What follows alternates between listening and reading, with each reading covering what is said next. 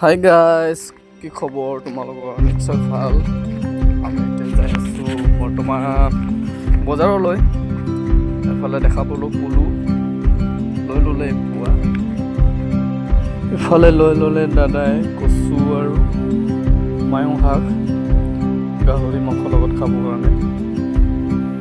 তাৰপিছত পানী বটল এটা লৈ ল'লোঁ। ইফালে পুষ্পা দোকান আৰু ইফালে আমি যাই আছোঁ। লাহে লাহে ঘৰলৈ যাব ওলালোঁ।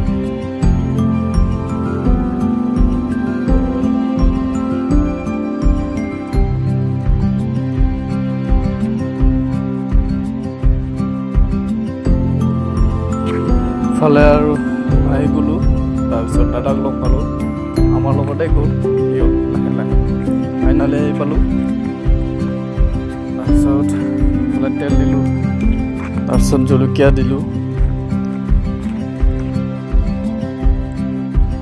পলুটো দিলোঁ আৰু সিঁচিবলৈ ধৰিলে।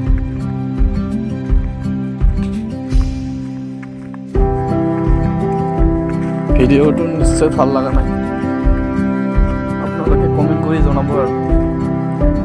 Bye bye.